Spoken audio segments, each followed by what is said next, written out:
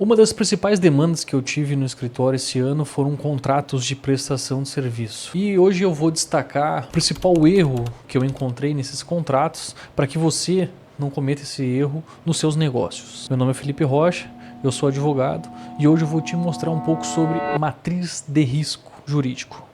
Um dos principais pontos de atenção que eu falo para os meus clientes e chamo a atenção é a questão da utilização de modelos de contrato, especialmente do contrato de prestação de serviço.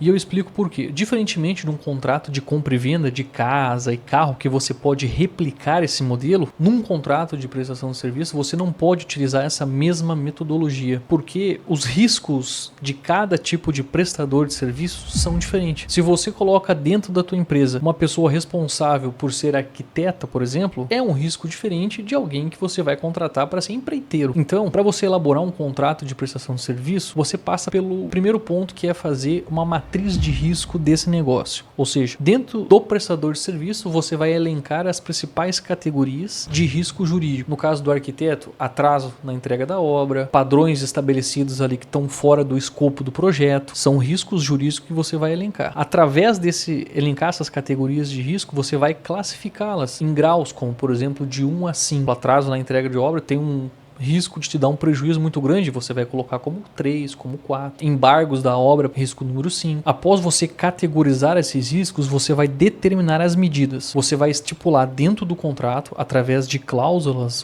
ou anexos, termos de responsabilidade para cada tipo de risco envolvido. Então, por exemplo, atrasou a obra um mês. O que isso vai acontecer de responsabilidade?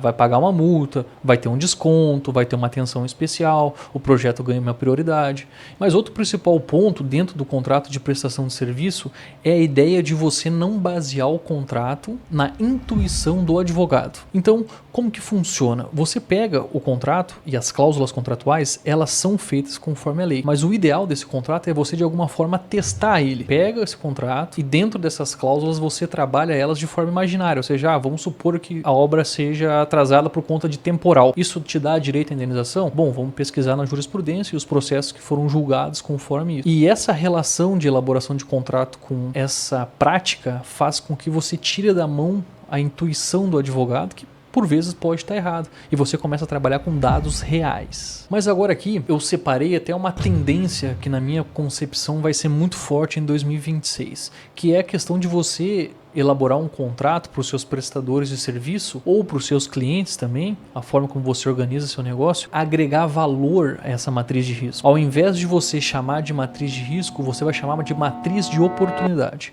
Um dos principais exemplos que eu cito aqui é a questão da devolução do dinheiro em 7 dias se você não gostar do produto. No marketing digital isso está em todas as campanhas. Se você não gostar do produto, nós te devolvemos o dinheiro em 7 dias, barará, barará, barará. Isso é um risco jurídico. No Código Consumidor é previsto que tem o direito de arrependimento e esse direito pode ser exercido em 7 dias. Todo contrato que você fizer digitalmente tem esse risco. É previsto numa matriz de risco que isso pode acontecer. E ao invés de você prever formas de indenização meticulosas, processuais, o que você faz? Você transforma isso em valor. Olha, nós confiamos no nosso trabalho e por isso você tem 7 dias para cancelar caso não goste. No meu ponto de vista, isso é pouquíssimo explorado.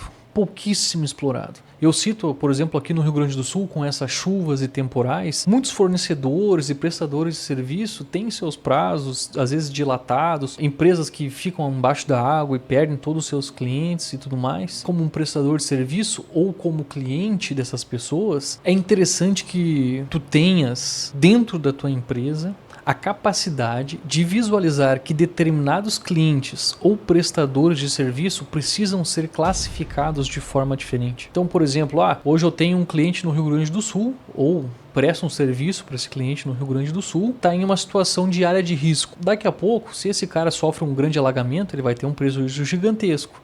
Esse contrato, tu já olha e analisa e gerencia ele de uma forma diferente.